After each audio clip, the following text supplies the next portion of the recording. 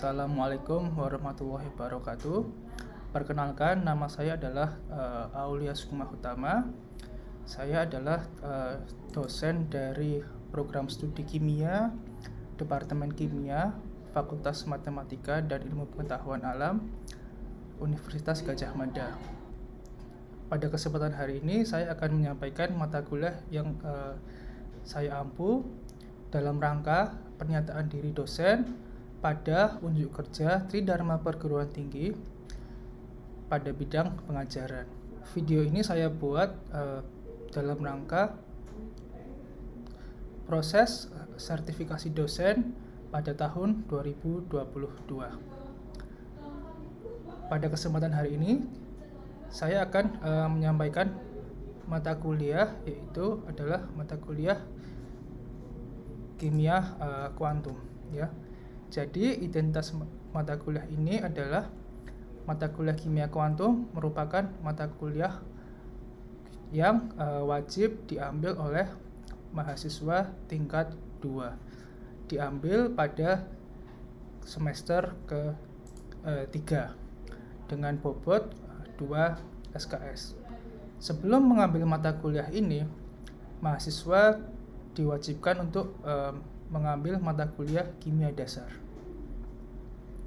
Mata kuliah ini adalah salah satu mata kuliah wajib dalam seri kimia fisika. Untuk mengambil mata kuliah ini, mahasiswa diwajibkan sudah mengambil mata kuliah kimia dasar yang harus diambil pada semester pertama. Mata kuliah kimia fisika terdiri dari termodinamika, kimia kuantum, keseimbangan, kinetika, dan termodinamika statistik. Fokus dari mata kuliah kimia kuantum ini menekankan pada pemahaman tentang struktur dan sifat atom, molekul, dan material berdasarkan teori struktur elektronik. Adapun capaian pembelajaran mata kuliah ini yang merupakan bagian dari delivery mata kuliah ini ada 4, yaitu yang pertama adalah mahasiswa mampu menyelesaikan persamaan Schrödinger untuk sistem sederhana. Kemudian, untuk CPMK 2, mahasiswa mampu menyelesaikan persamaan Schrödinger untuk atom berelektron tunggal. Untuk CPMK 3, mahasiswa mampu menunjukkan hubungan antara struktur atom dengan fungsi gelombangnya.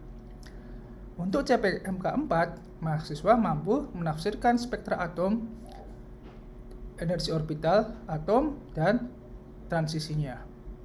Kemudian, untuk delivery mata kuliah ini terdiri dari 3 topik yang besar, yaitu adalah 3 topik, yaitu adalah teori kuantum tentang pendahuluan dan prinsip teori kuantum yang meliputi asal-usul mekanika kuantum, dinamika sistem mikroskopik, kemudian mekanika kuantum, prinsipnya.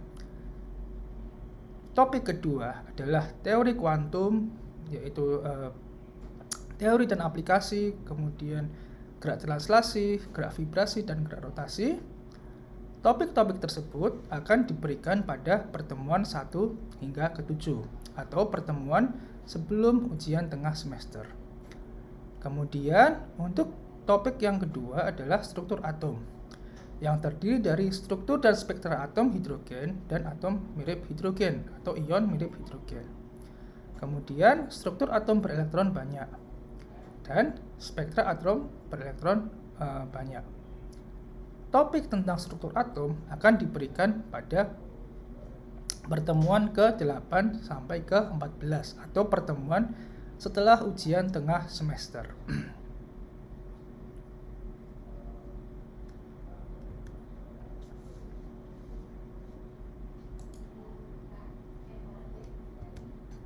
Untuk bahan ajarnya, sebetulnya yang merupakan bahan ajar acuan dasar adalah buku Physical Chemistry karangan Peter Atkins dan Giulio De Paula dengan edisi, yaitu edisi ke-9 ataupun edisi yang terbaru.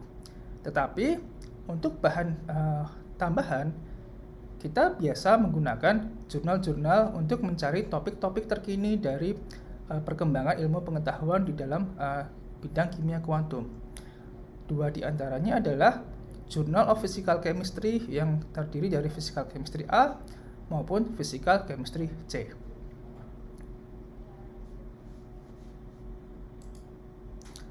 Untuk interaksi dengan mahasiswa, pada dasarnya adalah perkuliahan dilaksanakan secara 14 minggu, yaitu untuk 7 pertemuan atau 7 minggu sebelum ujian tengah semester, kemudian 7 pertemuan setelah ujian tengah semester. Proses perkuliahan saat ini dilakukan secara sinkron dan asinkron. Untuk perkuliahan secara sinkron dilaksanakan secara hybrid dengan menggunakan Zoom atau Google Meeting atau media lainnya yang memungkinkan untuk terjadinya kuliah secara tidak tatap muka secara langsung. Kemudian untuk perkuliahan sinkron pada dasarnya adalah menggunakan metode problem based learning, di mana mahasiswa pada dasarnya diberikan tugas untuk mencari permasalahan nyata yang bisa diselesaikan dengan prinsip-prinsip kimia kuantum yang sudah diberikan di kelas. Selain itu ada juga diskusi dan ceramah oleh dosen serta tugas berkelompok dengan mahasiswa. Kemudian jika dimungkinkan, proses perkuliahan asinkron dilaksanakan menggunakan Google Classroom ataupun ELO, yaitu platform buatan UGM yang memungkinkan untuk terjadinya interaksi secara asinkron. Adapun asesmen yang dilakukan adalah dengan melakukan tugas, baik itu tugas individu maupun tugas berkelompok. Untuk tugas berkelompok, mahasiswa diarahkan untuk mencari permasalahan di dunia nyata yang nantinya bisa diselesaikan dengan menggunakan prinsip-prinsip kimia kuantum yang sudah diajarkan di kelas. Kemudian ada juga kuis yang dilakukan untuk menguji kompetensi mahasiswa, sehingga mahasiswa juga seharusnya paham apa yang sudah diberikan oleh dosen sewaktu mengajar. Kemudian porsi terbesar yaitu adalah dari ujian, baik itu ujian tengah semester maupun ujian akhir semester, yang masing-masing memiliki 4 bobot berjumlah 40%.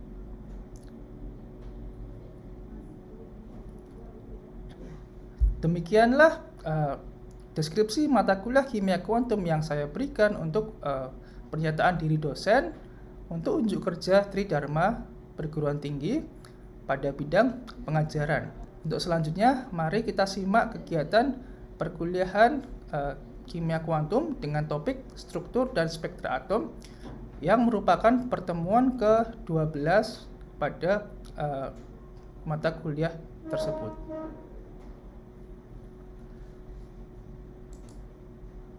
Ada 3 jenis gerak sederhana, yaitu adalah gerak kalau kita lihat di sini adalah gerak translasi,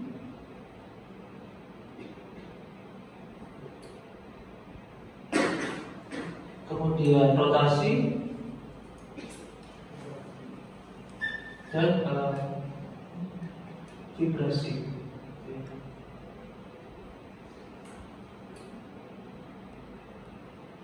Oke, jadi ada 3 fundamental gerak itu semua akan selalu dipakai baik untuk karakterisasi, untuk memodelkan molekul maupun material pada dasarnya.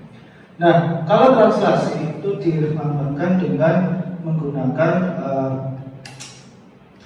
sistem partikel dalam kotak 1, 2, 3 dimensi, 1 dimensi, 2, 3 dimensi. Kemudian rotasi itu agak sedikit rumit sebetulnya. Ada partikel dalam cincin, ya, kalau kita ingat lagi, partikel dalam cincin ada gerak 2 dimensi. Kemudian kalau ada 3 dimensi adalah partikel dalam bola, di dalam luas bola dengan permukaan jari-jari konstan, ya, di permukaan. Jadi belajar seperti bola, tetapi partikel itu jalan-jalan di permukaan saja, nggak sampai ke dalam. Nah, vibrasi itu sendiri dikembangkan dengan atau dimodelkan dengan menggunakan kuantum osilator harmonik ya, model osilator harmonik ya. Jadi luar biasa ideal, dan di dalam model itu kita boleh pakai yang sangat-sangat ideal, tidak perlu yang betul-betul sistemnya real ya, seperti itu.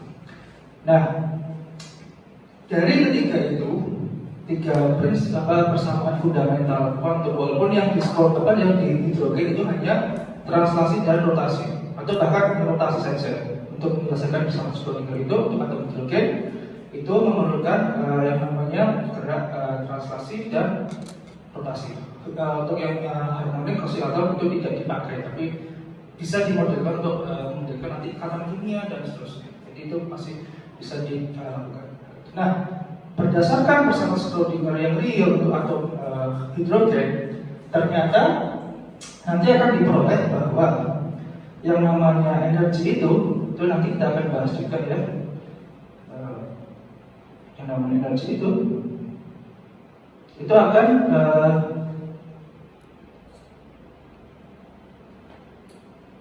memiliki perbandingan. Jadi energi itu akan berbanding terbalik dengan yang namanya bilangan kuantum utama, tapi pada penyebutnya itu ya, n kuadrat. Jadi pergabungannya adalah n kuadrat. Dan kita lihat bahwa nantinya adalah berdasarkan solusi matematika yang diperbolehkan, maka n itu akan selalu bernilai 0, 1, 2, 3 dan seterusnya. Itu yang nantinya kita sebut sebagai bilangan kuantum utama atau bilangan kuantum n ya. Untuk khusus atom hidrogen sampai saat ini ya kita pelajari adalah energi akan selalu bergantung pada bilangan kuantum utama, bilangan kuantum utama atau n ya, n utama di situ. Oke, nah kemudian ternyata setelah menyelesaikan persamaan Schrödinger itu sebetulnya kita menemukan dua jenis lagi bilangan kuantum, yaitu adalah bilangan kuantum apa namanya yang tahu? Bilangan kuantum azimut, ya, bilangan kuantum azimut, dan satu lagi adalah bilangan kuantum magnetik ya. Itu masih ingat ya sebetulnya. Tapi kenapa bisa dapat itu semua? Ya ini saya lewati ya. Nanti sangat-sangat advance, bukan advance secara kimia sebetulnya, tapi secara matematika. Jadi kalau misalnya Schrödinger itu gampang, solusinya susah, gitu ya, ceritanya gitu ya. Sama Schrödinger itu mudah, tapi solusinya susah. Ya. Kan itu yang menyebabkan kenapa harus lagi komputasi, gitu ya. Saya promosi lagi opsinya komputasi. Itu lihat-lihatnya dari sana ceritanya. Oke, seperti itu. Nah, jadi konsep itu kita sebut sebagai degenerate karena ada kemungkinan bahwa yang namanya bilangan kuantum utama itu sama, ya. Bilangan kuantum utama itu sama, tapi bilangan kuantum azimut dan bilangan kuantum magnetiknya berbeda. Ya sebagai contoh, ya, sederhana aja, kita punya 2P, kita 2P dan 2S misalnya. Ya, ini sebetulnya kalau 2P itu kan kalau digambarkan di tingkat energi itu selalu bentuknya adalah seperti ini ya. Ini 2, kemudian ini 2. Ini adalah 2S, kemudian ini adalah 2P gitu ya. Selalu bentuknya degenerate atau selalu bentuknya setara. Nah, ini yang sebetulnya salah kaprah dari kita gitu ya. Dia itu akan memiliki energi yang sama kalau belum terisi elektron. Gitu. Kalau sudah terisi elektron, berarti ada efek-efek lain yang akan mengaruhi sehingga energinya juga akan berbeda. Jadi bisa saja 2S itu akan rendah dibandingkan 2P. Yaitu maka kenapa kalau di konfigurasi elektron itu selalu mengatakan bahwa yang namanya 2P itu lebih tinggi dari 2S itu karena sebetulnya itu sudah terisi. Tapi waktu dia kosong, betul-betul kosong, itu orbital resolusi dari persamaan Schrödinger itu dia akan saling degenerate atau saling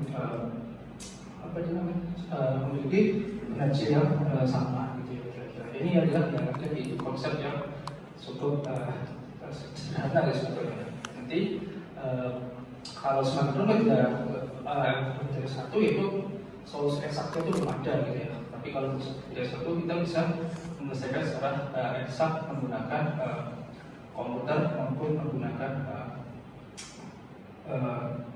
tangan biasa gitu kalau seperti itu.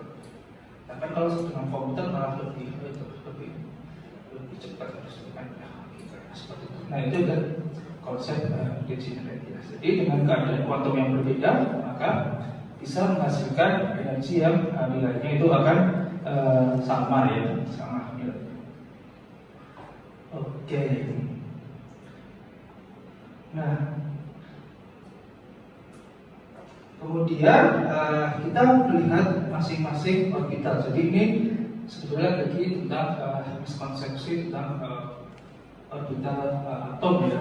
Jadi kalau kita lihat bahwa yang namanya orbital atom itu sudah terisi, maka dia akan memiliki energi yang lebih memiliki energi dengan konfigurasi yang berbeda ya, jadinya seperti itu. Nah, kemudian ya kita mencoba melihat lagi ke belakang ya tentang bentuk orbital ini ya, orbital S yang kita terus semua sudah tahu ya bahwa orbital S itu kalau solusi dari persamaan Schrödingernya sebetulnya adalah dia memiliki dua komponen juga sebetulnya. Itu adalah fungsi gelombang radial gitu ya. Jadi fungsi gelombang total itu adalah kita tuliskan dengan fungsi gelombang radial. Kemudian ini adalah fungsi gelombang angular atau fungsi gelombang sudut yang dengan variabel theta dan pi atau tan theta itu baik ya, dengan variabel theta dan pi.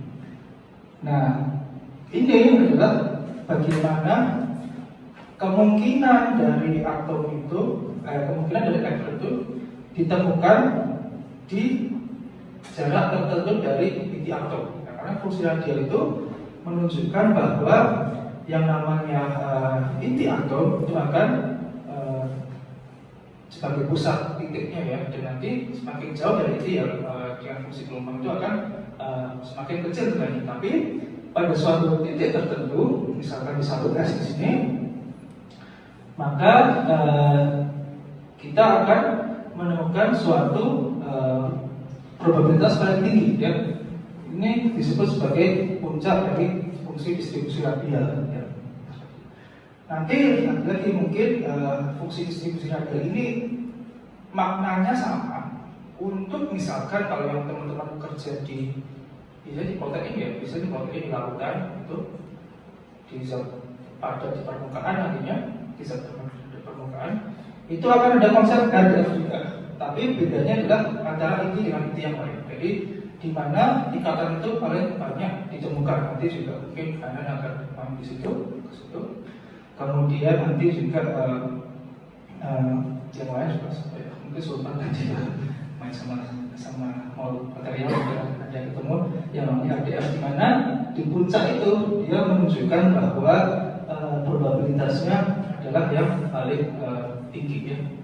Jadi bukan berarti tidak ada elektron di bidang itu, tapi probabilitas kan kimia kuantum itu semua adalah tentang probabilitas. Jadi ada sesuatu yang eksak di kuantum ya. Jadi memang di kuantum itu adalah sesuatu yang sangat eksak ya kira-kira. Nah, kalau digambarkan menjadi fungsi radialnya saja, ya ini sebetulnya adalah dari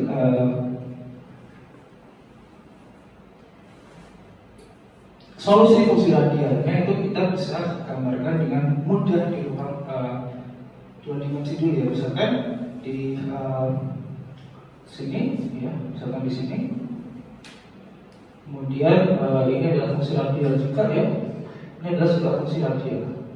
Nah, yang di bawahnya adalah fungsi distribusi radialnya. Beda ya, bedakan di antara fungsi radial dengan fungsi distribusi radial ya, dimana kalau fungsi radial itu ya betul-betul murni dari persamaan Schrödinger. Sementara fungsi distribusi radial itu menunjukkan bahwa ada kemungkinan elektron ditemukan di suatu titik. Nah, kalau kita punya orbital s, ya kita tahu lagi ya bahwa untuk orbital s, maka bilangan kuantum azimutnya atau bilangan kuantum L-nya itu akan selalu sama dengan 0, ya kan? S itu adalah 0, ya, dengan bilangan S sama dengan 0, sehingga ML yang mungkin atau bilangan kuantum magnetik yang mungkin adalah juga di 0, karena nggak akan mungkin lebih dari L, atau mutlak dari ML itu tidak akan mungkin lebih dari ML, gitu ya. Tidak akan lebih besar dari L, ya kira-kira. Oke, nah ini tapi berbeda juga untuk setiap kulit ya, untuk setiap kulit bilangan kuantum utama yang berbeda. Misalkan bilangan kuantum N gitu ya. Ini N-nya mungkin dari 1, 2, 3, 4, 5. Otomatis kalau N-nya sama dengan 1 ya kita kenalnya adalah orbital 1s. N sama dengan 2 itu adalah orbital 2s. N sama dengan 3 orbital 3s. Yang berbeda apa? Yang berbeda adalah fungsi radialnya di sini ya. Fungsi radialnya itu biasanya terdiri dari polinomial. Ini adalah fungsi polinomial. Ya. Ini adalah fungsi polinomial ya. Kemudian ada fungsi eksponensial di sini ya. Di sini ada fungsi eksponensial ya, ada fungsi polinomial dan eksponensial. Untuk N sama dengan 1 ya, fungsi radialnya itu hanya R-nya adalah sama dengan eksponensial saja. Jadi minus kalau salah R per A0 gitu ya. Gitu. A0-nya adalah konstanta Bohr atau jari-jari Bohr ya. Sementara kalau sudah lebih dari 1 itu ada fungsi eksponensial yang bisa menyebabkan apa?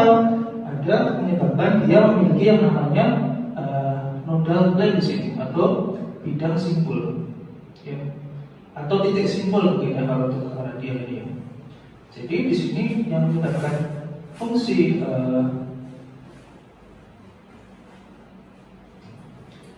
radial ini 0 itu karena ada faktor dari polinomial di sini. Kalau di 1s itu tidak ada. Jadi dia betul-betul eksponen murni melurus secara murni ke 0 ya. Pada r seperti kita tidak.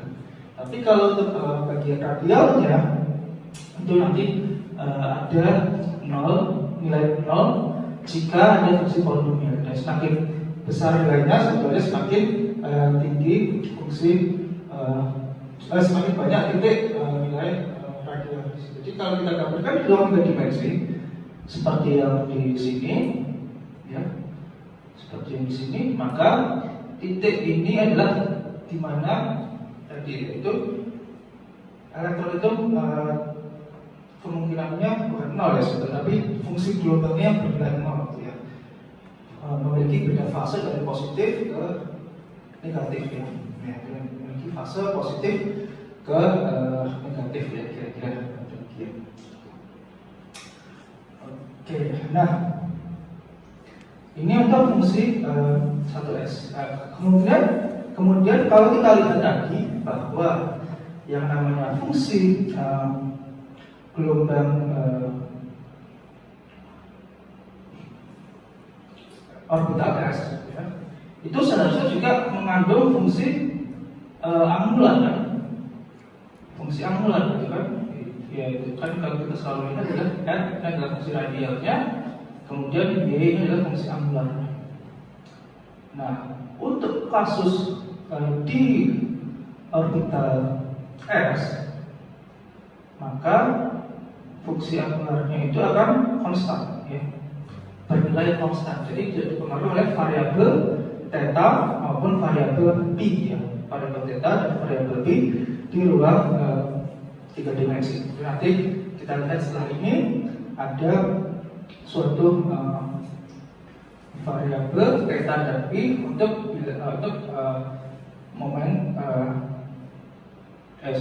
untuk momentum sudutnya ya, untuk radiasi sudutnya ya, untuk bagian fungsi angularnya seperti itu.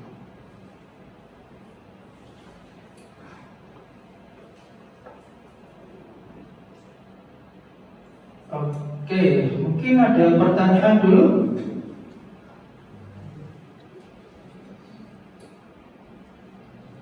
Yang di Zoom, ya silakan. Ya, oke, boleh maju ke depan, kemudian. Oh, silakan. Iya, Pak.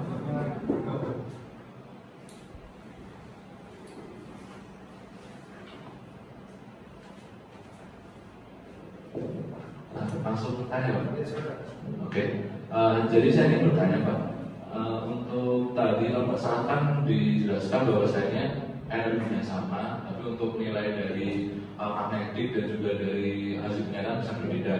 Nah, untuk di orbital S sendiri, jadi kan tadi meskipun energinya sama, yang akan saya tanyakan adalah kira-kira yang membedakan, maksudnya dasar yang akan membedakan itu kan energinya sama nih.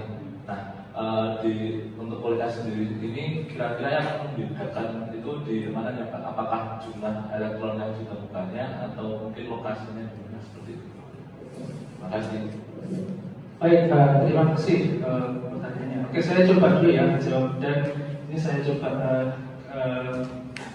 kalau kita lihat di sini, maka fungsi gelombang itu untuk atom hidrogen ya, khusus untuk atom hidrogen itu akan selalu, yaitu fungsi gelombang total adalah fungsi anular, ini saya berulang, dengan fungsi radial. Nah, kebetulan yang namanya untuk fungsi anularnya, untuk anular dari fungsi gelombang atom hidrogen itu kan bergantung pada bilangan kuantum L dan ML. Sementara kalau untuk S itu selalu L-nya sama dengan 0, selalu sama dengan 0, kemudian selalu ML-nya sama dengan 0 juga kan. Otomatis untuk semua orbital S ya fungsi radialnya sama. Itu S1S, 2S, 2P itu fungsi angularnya akan selalu sama ya. Fungsi angularnya itu akan sama ya. Yang membedakan memang fungsi radialnya. Semakin besar bilangan kuantumnya secara matematik, fungsi radialnya akan semakin turun juga ya, secara matematik ya. Polinomialnya itu akan lebih banyak sukunya ya. Polinomial di sini, ini kita lihat ya, kalau sudah di apa namanya, di 2 nol itu maksudnya adalah bilangan kuantum utamanya adalah ini, bilangan kuantum utamanya adalah 2, kemudian bilangan kuantum azimutnya adalah 0. Itu masih satu suku fungsi polinomial, jadi R gitu kan. Jadi kalau fungsi linear ya R gitu ya. Kemudian kalau fungsinya sudah 3 itu akan 2 suku kan ini. Satunya R kuadrat, satunya R pangkat 1. Nanti kalau 4S itu R-nya sampai pangkat 3. Itu ya, pangkat 3 kemudian 2, 1. Kalau 5, jadi sebenarnya kalau mau iseng itu semua persamaan semua orbital untuk yang apa namanya yang diselesaikan pada Schrödinger itu bisa sebetulnya, tapi ya memang semakin lama akan semakin rumit ya. Nah, perbedaannya memang di situ hanya orbital radial. Otomatis semakin besar orbitalnya, ya probabilitas menemukan elektron yang di luar inti itu akan semakin besar ya. Seperti kita punya jari-jari atom ya, semakin besar jari-jari atomnya, maka otomatis elektron masih bisa lebih jalan-jalan lebih jauh dari inti gitu ceritanya. Jadi memang membedakan ada fungsi radial itu setiap orbital satu S plus berbeda. Mana menjawab? Terima kasih. Oke, ada pertanyaan lain?